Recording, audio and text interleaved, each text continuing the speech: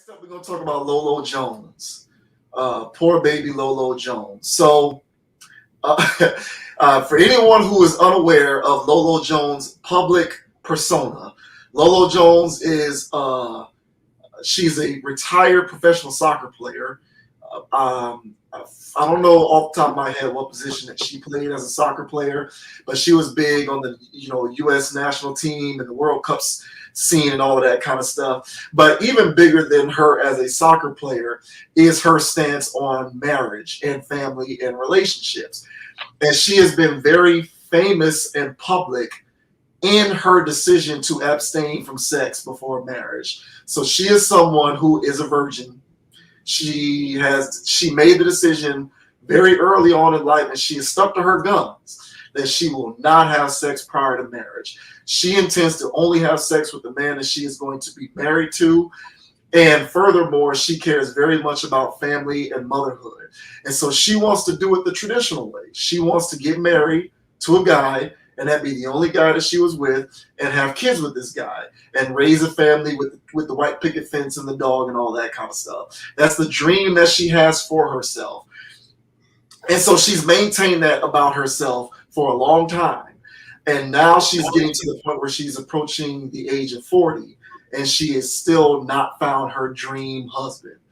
And of course, if you haven't found your husband, you can't be married. And for her, she isn't going to have kids outside of the confines of a marriage. Thus, she hasn't been able to have a family. She ain't had no kids. And so now she's stressing about it and she's freaking out about it. And she doesn't mind going public on her social media about how anxious she is becoming in light of the fact that she's approaching 40 and she's unmarried. And so she posted to one of her channels. And the very beginning of this clip is the one that you want to pay particular attention to, but we'll let the whole thing ride out. But essentially, because she's almost 40 and she is unmarried, she is now considering freezing her eggs because above all else, she wants to be able to have children and be a mother.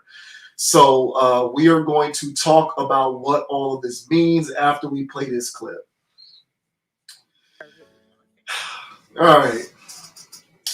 So yeah, she was crying, talking about how she still hasn't found her husband and, is weighing on her, and she's feeling the weight or the pressure because she wants to be a mother and have a family so bad, but she's approaching 40 and she still ain't married. So this has played a lot on the interwebs this week. A lot of content creators are using this for content, as we are. So we are following suit. We're doing the same thing, but we're going to provide our take on it, of course. So how do you feel about Lolo Jones and her being 40 and feeling pressure because she hasn't been able to find her husband and get married and have kids and all that good stuff? I think it plays out bad for her just because of how much soapboxing she does. But what she's experiencing is not unique to her. This is going on quite a bit nowadays, where a lot of stuff got put off. Responsibilities like childbearing gets put off for the prime years of their life to be geared towards their career. And so I think with her, I mean, she can say that she's being a virgin. I mean, I don't know how factual that is. Let's just take her word for it and say that right. So let's say that for the sake of argument, let's just take her word for it. So she's being a virgin because she couldn't find the right guy. So since she couldn't find the right guy, she never had one. Other women who go through this don't go the virgin route.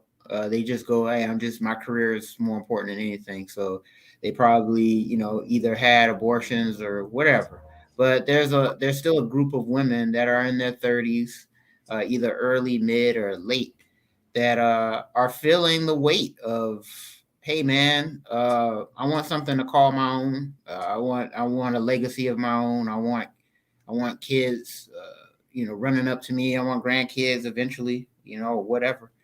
And so, they start to feel those things when, it's time's running out. So I think this is just quintessential. This is like, uh, this is how the story generally plays out. She just so happened to be so loud and soapboxy about it that it comes out and looking pretty wild on her end. But I really think that, yeah, this is just a tale of many women that are experiencing this right about now. Yeah, I hear that. I'm gonna take a bit of a different approach with this. Mhm. So, mind you, my commentary is based upon me giving her the benefit of the doubt and taking her at her word.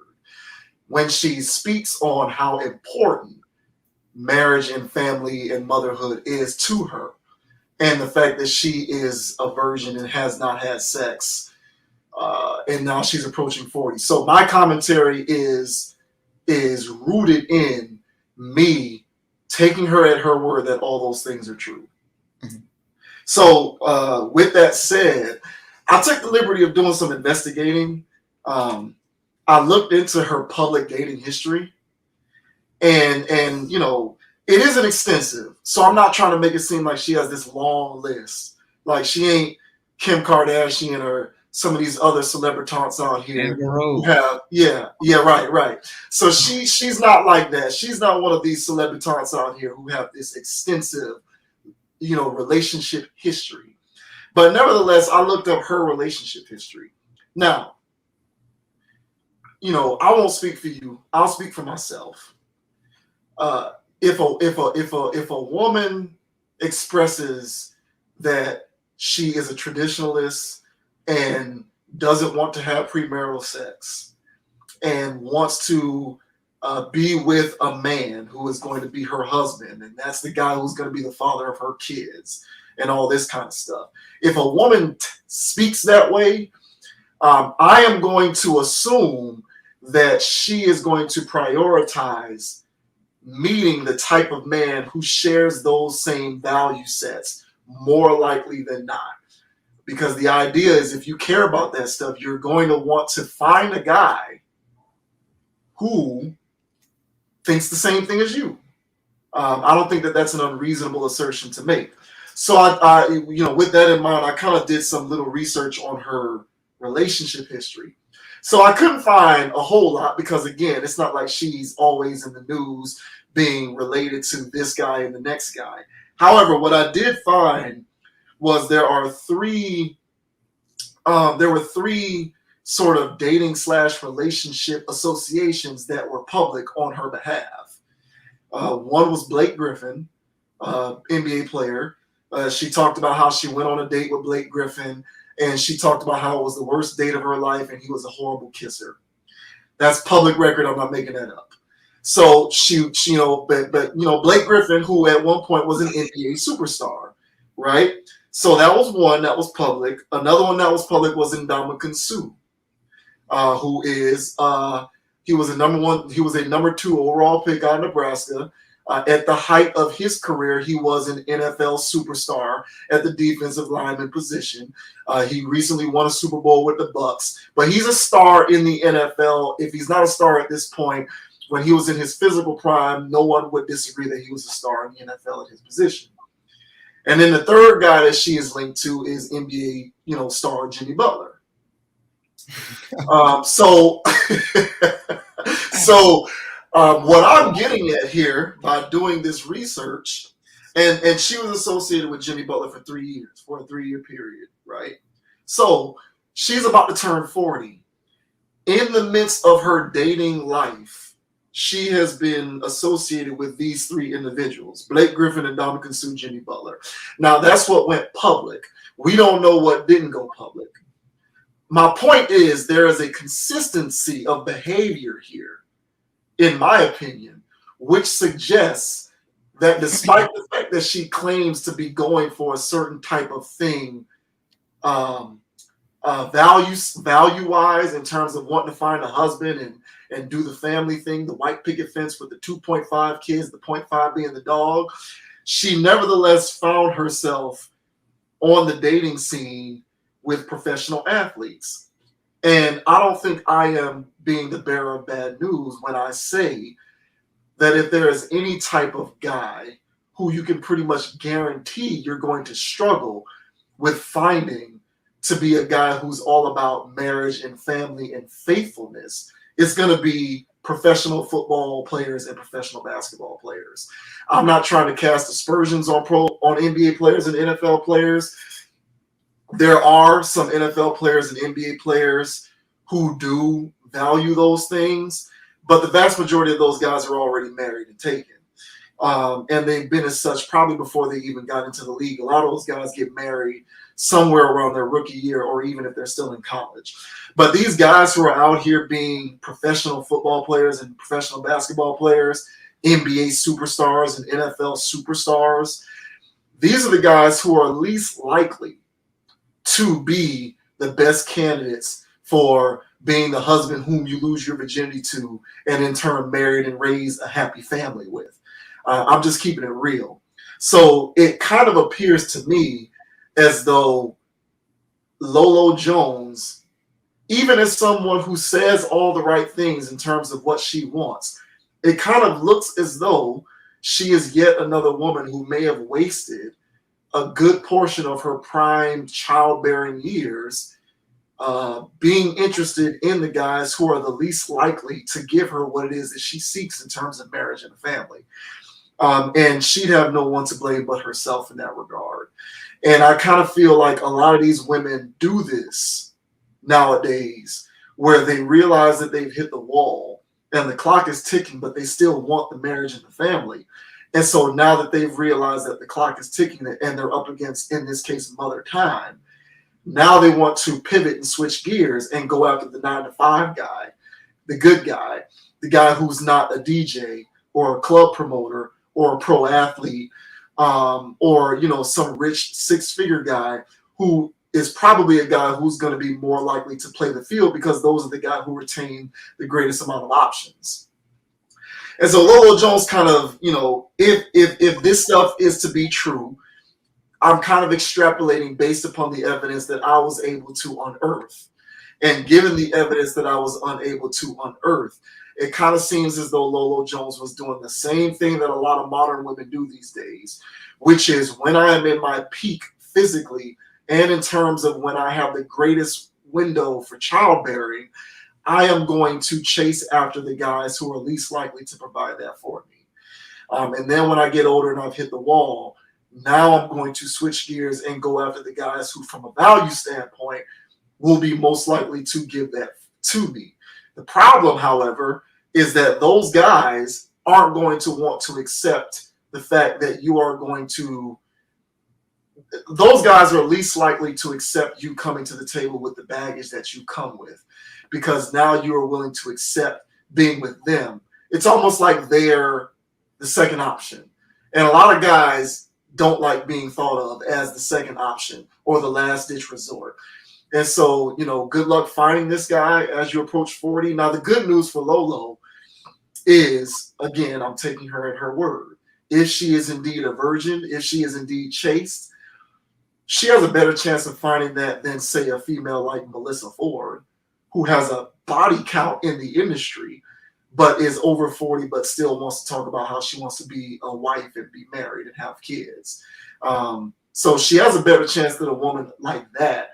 But I would still say that most guys are still going to want to get with the girl who is, between 25 and 30 and not approaching 40, even if they are a virgin, as Lolo Jones claims to be.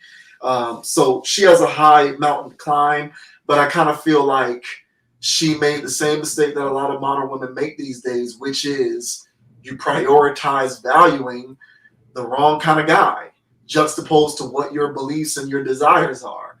And, it's best to kind of value those things and go after the right kind of guy when you're in your prime years, so that you don't find yourself making these social media woe is me posts, crying, talking about how you're anxious because you're 40 and still childless.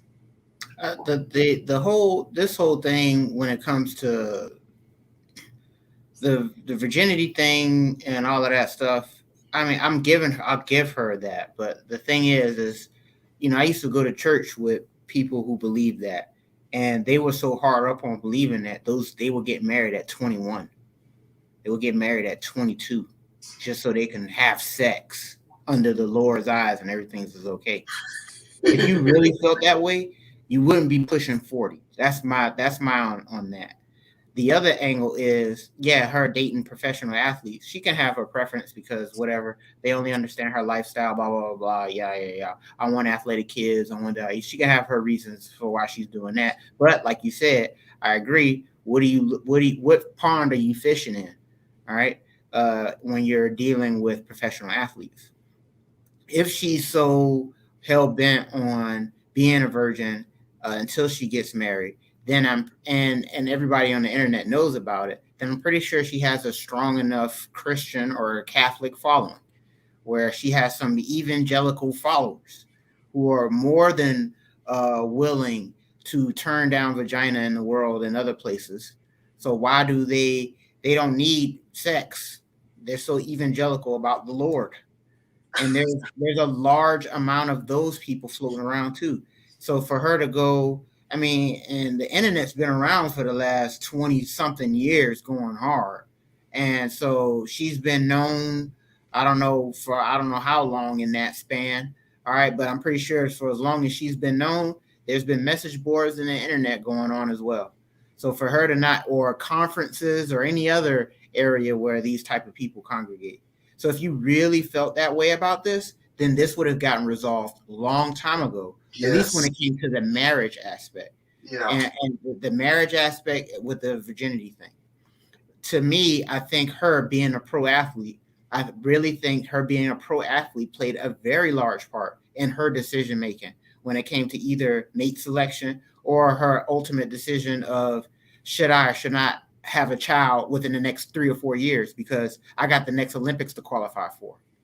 So when you're dealing with that level of it too, so her wall is different than girl that work at freaking Wendy's, but at the same time she has her wall, and yeah, it hit her hard when she finally realized that she put her career over her ultimate happiness, and that's to have a legacy. And I think what's going on here, and for this people, when I was growing up, they used to call them midlife crises and stuff. Midlife crises, they play their way out in a multitude of ways. But what I'm really noticing now is, being up here, damn near about to turn 40 myself, I'm starting to talk to other people that are either turning that age or recently turned that age. And this is really an area in people's lives where they're doing a lot of self-reflection. And because, hey man, it really becomes evident that you ain't youthful no more, you know. And then you start to really take a self life inventory and you go, what do I have to show for myself? Hmm. And she took a life inventory and she says, hey, yeah, I'm a pro athlete. I have this, I have all of that. So I have all these accolades, I have all these trophies on the shelf. But who can I share it with? Who can I? And that becomes important when you start thinking about your latter years and winding down and eventually passing away. So nobody really wants to die alone. All right. So and nobody really wants to. Well, I can't say that. And so I think that she's just dealing with all of these emotions that's popping up. So she can have her stance on her sexual status to why she doesn't get married, but I've seen people resolve that. But they actually go out and seek marriage because there's one layer of I'm gonna be a virgin. The next layer to that line of thinking is that I have to be fruitful and multiply. And so there's still the level of I have to go find my spouse so I can, do the Lord's work. Nowhere in there did the Lord say, hey, make sure you put your career in front of the fruitfulness and multiply. So she didn't even follow those steps correctly. So, I'm not, it is what it is with her, but, yeah, she just speaks to, like how you said, she just speaks to, she's a microcosm of what's going on out here in the rest of the world. So, Yeah, man. I think that, I think that you can be somebody who cares about your career, but if you truly are someone who desires family, then if the opportunity to have that comes into play, then, and you really do care about it, you'll put the career in its proper place so that you can do that. And then if there's enough time, come back to the career. We've seen it happen time and time again. Like soccer's a year-round sport. It's not something that's only played every 4 years at the World Cup. It's going on all the time. It's a seasonal sport professionally, just like the rest of these sports. So we've seen instances where Serena Williams has a kid, comes back. All of these athletes having kids come back, female athletes having kids come back. I don't want to hear that whole, I have to choose between my career and a family. I don't want to hear that anymore. To me, that, in my opinion, is overblown. I think that is much ado about nothing. And I think that it is completely expected that women can do all that stuff, manage their careers professionally, and have their children and have their families. It can all be done. It's work. I'm not trying to dismiss it as easy, but it's possible. So I just don't want to, I'm not saying you're doing it. What I'm saying is other people who try to make it seem like, oh, these women are being forced to choose between their careers and a family. No one's doing that. No one's making them choose anything. If you want to have a family and you want to be a mother and you still want to have your career, you're just going to have to work at managing both simultaneously. It's a little thing called life. We all got to do it. It is what it is. So you can miss me with all of that victim crap. Okay, so because I don't want to hear that anymore. So even if Lolo Jones was somebody who prioritized her career, I believe that her greatest sin is in her dating choices. That's where I think she made the greatest mistake. And so my thing is like, why are you dating the men who, like, from a lifestyle standpoint, are the least likely to give you what it is that you're looking for? At that point, it's your fault. Like, I completely agree with what you're saying, that if she was really about that life, she has access via her platform to so many different segments of our population, where there are men in those segments of our population who share those same value sets as she does. And so I'm quite sure throughout her history, she's had plenty of opportunities to be with those guys. I personally believe that given her place as a pro athlete, she wanted to have that with another pro athlete. That's what I think. Mm-hmm. So when she talks about wanting her husband and wanting this, she's saying all the right things, but there's an underlying coded message of, I want it with the guy. I want these things with the kind of guy that I want to have them with. Mm-hmm. And in her mind, she wants to have them with a pro athlete. Right. So there's a level of disingenuousness there, and she's not telling the complete side of the story. It's like when we did the video talking about those two women who were on the podcast saying that they can't be with a guy who isn't an entrepreneur. And it's such coded language because you're using the word entrepreneur in place of you want to be with a guy who has the financial capability to whisk you off on a vacation whenever you feel like it, but not have to answer to a job or an employer. But you're saying, I need to be with an entrepreneur. Okay, well, if it's really about you being with an entrepreneur, then you can be with a guy who is being an entrepreneur, but can't afford to whisk you away on a vacation whenever you feel like it. But when you say, I want to be able to go to Jamaica whenever I want, and you not have to check in on your job, what that tells me is you want a certain type of entrepreneur. It's not just a blanket, I want to be with an entrepreneur. What you're really saying is, I want to be with an entrepreneur who's made it. I want to be with an entrepreneur who can afford to put me on his jet and take me to Jamaica whenever we feel like it, and we don't have to plan for it. That is not the case. That is not the circumstance for all entrepreneurs. And so you're using entrepreneur as this coded language to try and hide your superficiality, because really what you want is a rich guy who can afford to do all these things, who's not tethered to a job. And I think what Lolo Jones is doing here is she's coding the fact that what she was after all those years is a certain type of guy, a guy from a particular stature. And so you're hoping and wishing on a prayer that a guy of that stature also happens to be a guy who shares those same values as you in terms of marriage and family.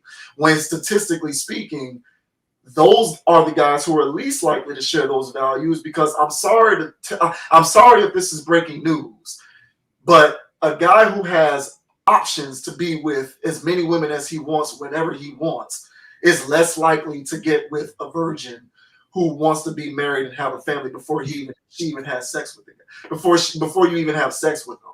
Like, NBA players and NFL players in most cases aren't going to go for that. Pro athletes in most cases aren't going to go for that. And I'm just speaking on this practically. So I kind of feel like her greatest sin was in the way that she went about operating her dating life. And she has nobody to blame but herself. And she's a microcosm of what a lot of modern women do these days, which is that same thing. Okay, so you want to be a wife and you want to have kids, but you're dating the men who are least likely to give you that. What guy in his right mind who can be with whatever woman he wants whenever he wants is going to decide that you, above all else, are special enough for me to just be with you? And I'm not even going to be able to have sex with you until we get married because you want to remain a virgin. How about you get with a guy who's in the church? Like you said, how about you get with some guy who is in some social segment of society who is more likely than not to adhere to some of the things that you want?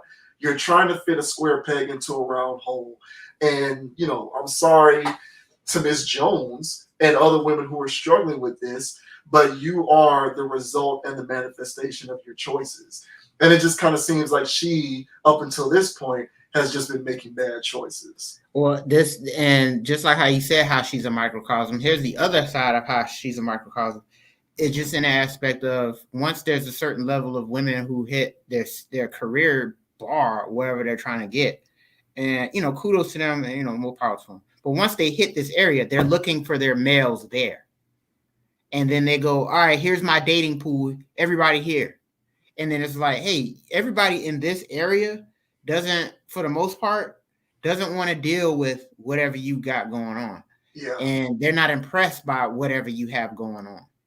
And in order to achieve such high career things, hey, man, we live in a patriarchal society, right? That's what all women would say. Even a woman who has a CEO job somewhere, she'll still say we're living in a patriarchal society. But since we're living in such a patriarchal society and corporations are built in the image of men, then you have to be kind of masculine in order to climb that corporate ladder. And so while you're achieving these certain levels of masculinity, you are also scaring off masculine men.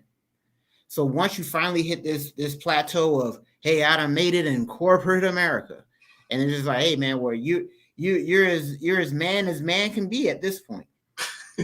And so then once you actually try to date and find, oh, they're intimidated by me, they're this, they're that, and it's just like, no, they're not intimidated.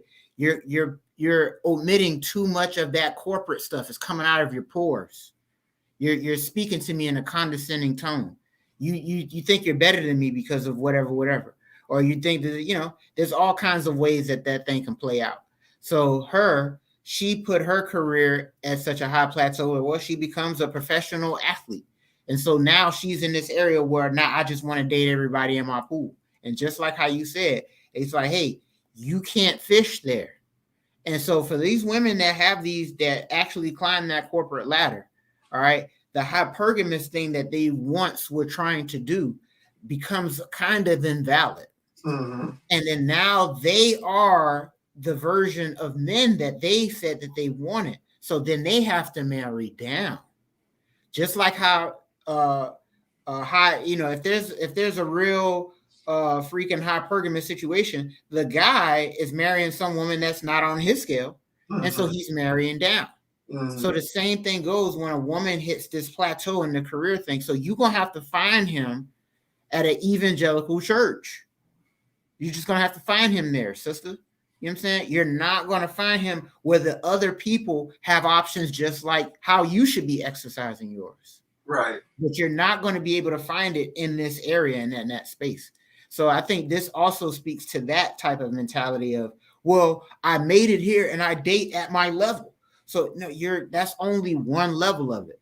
And once you acquire, and here's the thing, man, once you move up a corporate ladder and you're losing certain levels of yourself, you may get monetary compensation for it. The world can look at you externally and see that you've leveled up, but what type of characteristics or what types of things are you closing off that you are shutting down levels of yourself?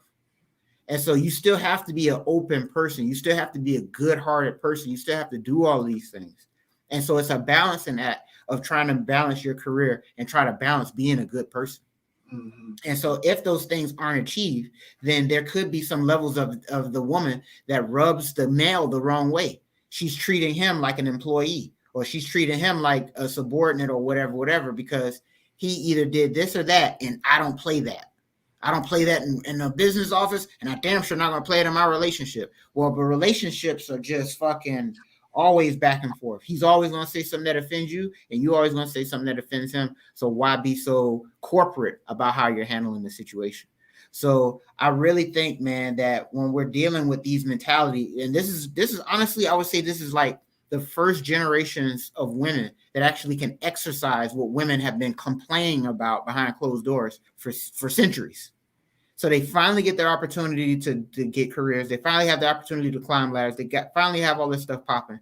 And now we're seeing how the first waves of them are handling it. And they didn't handle it right.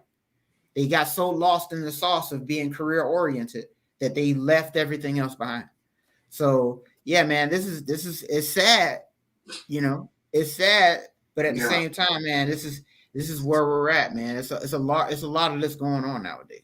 Yeah, I think so too. And I think, it's unfortunate. Like a lot of women, what they do, see, a lot of women drink the same Kool-Aid that they claim to not drink. So you'll hear women say, you'll hear women say all the right things. Like, it's okay if I make more than my guy. It's okay if I'm the breadwinner in my relationship. They'll say those types of things. They'll say it's okay if my career is superior to his. It doesn't matter to me. They'll say all of that stuff, but I think practically speaking, the reason why the patriarchal model has always worked is because I do think that to a certain extent, I think a lot of this is nature versus nurture. And I err on the side of nature, in which I think most women, by and large, do respond most positively to men who exude masculinity. And I just think that the way that this whole thing is set up, women perceive a man who has excelled at the top of industry as a form of masculinity. And so they perceive men who have not done that as a lesser form of masculinity. Right. So you have a lot of women who have done these things and they've excelled at the top of that particular ladder. And so they look at guys who have not done that as less masculine. And right. So if you're less masculine, I don't want to be with a guy who's not masculine. Right. Now, I personally think that that is a warped form of thinking about the idea of masculinity. But it just goes to show you that women buy into traditional notions of masculinity, as much as they might try to suggest that they don't. And they carry that ideology into the way that they go about their relationships. Because even though they may say they don't care about making more money, even though they may say they don't care about the man being, sort of the head or the leader or having the bigger career, I think there is a deeper part of them that actually does look at that as an indicator of whether they should be in a relationship with a guy or not. And so I think, a person in a position such as Lolo Jones, who has gotten to that point, probably subconsciously perceived professional athletes to be at least the level of masculinity that's adequate enough for her. Yeah. But, that stuff sort of flies in the face of everything that she claims to want out of life. And the unfortunate thing about it is all of her failed attempts at being able to fish in that pond were not enough to inform her on the decision to fish in a different pond. She nevertheless remained stubborn enough to believe that she can continue fishing in that pond. And now you fished in that pond for 40 years. and now you're at 40, and it's like, should I try to fish in a different pond? Maybe you should. Or maybe you should have already. But a lot of this reverts back to a lot of the things that we look at in terms of traditional masculinity and femininity. And, Lolo Jones probably ascribes to those very same things, and it's come back to bite her in the ass. Because if you were really about not caring about those things and you really did prioritize doing the white picket fence traditional relationship nuclear family thing, then you would have jumped out of that pool a long time ago. But clearly she didn't. And so she's just kind of reaping what she sows. Agreed. Yeah, man. It's just, it's a microcosm of a lot of ways that modern women approach relationships these days. And, I kind of look at our first two topics as cautionary tales for guys. This is a cautionary tale for women. Listen to the inner voice. If guys have an inner voice telling them that they should not be slaves to vagina and make decisions that are ruled by the urge to be a slave to vagina, then women should listen to their inner voice, which tells them, maybe I should prioritize looking for a certain type of guy who's going to give me what it is that I truly seek.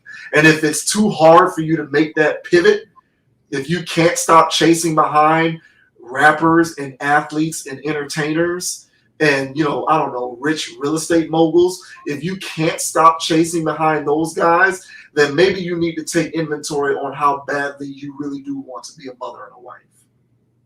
Yeah, and I think for her, and again, much like how other women do, like once they feel like they got their degree, hell, their 6-figure job, they don't even have to be that, but they just out here balling and they're doing their thing. They think that's a prize. So I'm pretty sure this woman here, right? She's like, oh yeah, U.S. soccer, I'm internationally known, I'm this, I'm that. I should be able to bag whatever guy I want. I'm worth it. And, I've achieved. And it's just like, no. And just because you've achieved stuff as women, and this has been said, enough on the internet, but this is another example of, hey, man, it doesn't matter what your status is, as a woman, unless it's an R&B singer. It doesn't matter what your status is as a woman. Nobody cares, bro. No one cares. So you can have at it. You can just do that. The main thing is that guys want peace. They want relaxation. They want a partner. And when you're dealing with somebody who, like, just like how you said, she said that Blake Griffin was a bad kisser. That comes off picky to me. Comes off picky to me. And she said it was the worst date of her life. And if he's such a bad kisser, and if he's so whatever, I mean, if you were into the guy like that for real, then you would work with that. But clearly, it's not his kissing that was the issue. Yeah. But this is something that she would do, just a complainer. And this is my thing, man. She has this quirky energy about herself that, again, that I'm pretty sure all her fans love, and that's her charming side of her. But man, that stuff be cute when we be kids. And this is another thing, man. Some of these quirky behaviors, like her, she just, this type of stuff, it gotta get checked. And when it's not checked, man, it's still quirky and it's still off. And so I'm pretty sure behind closed doors, she's a little off, a little quirky, a little particular, maybe hard to date. So now she's in the juncture of trying to freeze eggs, have surrogate moms. Her path of being a Catwoman is going to continue. Yeah, she had a mental breakdown on the internet, but this is where she's at. And if there is a cautionary tale in this, it's for people to look at her, both male and female, and see how people can get lost in their own sauce. And she got lost in career. Part of her mental breakdown was part of her career. She had to upload it. She had to tell her people. No part of her life will be private. So when you're dealing with these kinds of people, it's just a thing where it's just like, hey, get you a nice person. Get you somebody that, hey, they're not so on the fringe. You know, they don't have so much going on. This woman, you know, I really don't know too much about her, but just that whole thing I saw, that clip and all that other stuff, I could tell she's got more antics, and she's very bubbly and animated and all this other extra stuff that people think that'd be cute, but at the same time, it's weird. And man, one day, man, we gotta have to talk about like how people are growing up, like how humor is evolving, and like the dangers of that. And I just remember like my niece, she was watching, my nieces, they be watching Disney Channel and stuff like that when they were coming up. So their brand of humor was Disney Channel. And so my niece, the youngest one, she's very good at the jokes. But her jokes are real Disney Channel timing. They're good, but it's just like, damn, like what is don't joke like that. And I don't know, it's just weird, monologue-ish. I don't know, it's very strange. And so I just really think, and I just think that what end up happening, man, is that people's like weird, quirky behaviors, their small little pathologies that they may have, they haven't been getting checked, man. And so then you'll deal with these people that are in their latter years of their life where they're having this level of a struggle with themselves or dating or whatever. And it's because they have those quirky, strange ways of looking at the world kind of thing. So I just think with her, man, I just think that she's just been enabled by her followers, the people that, you know, think that this is cool. And yeah, it just empowered her and, like, use your word, emboldened her to be out here just not taking it the right kind of serious and only dating in a limited type of pool. So yeah, man, Yeah. it's that sad situation, man. But I would just tell everybody that's watching this to hey, take a step back and review your philosophies, because you know some of these philosophies could just lead you in a miserable space. So. Yeah, I think the crux of this whole thing is who she's been dating. It's her dating choices. That's what I think is the root of all this. Which begs the question: how much are you really about that motherhood and married life? How much are you about it really?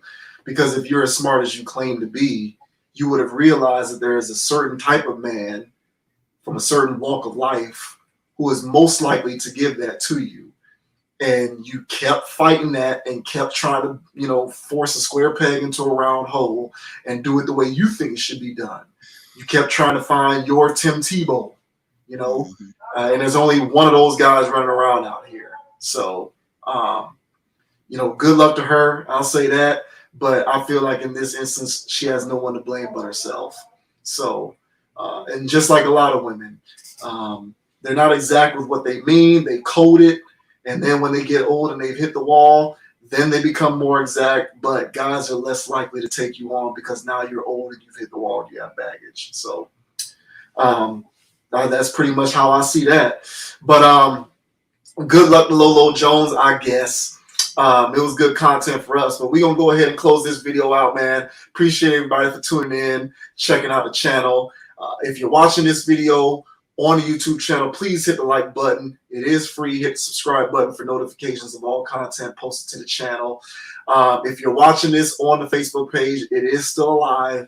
It is still ticking. Go ahead and like the page, share the video, comment on this video wherever you are watching. You can also follow Conscious Approach on the Instagram at Conapproach, CONAPPROACH. And you can also follow me on Instagram at JVWins, JVWINS. As always, appreciate you for tuning in. If you're watching this video live, appreciate you for watching live. If you're watching it as its own video segment, appreciate you for watching that as well. As always, I appreciate you supporting logical content. Yep, and the name is Dogon SS.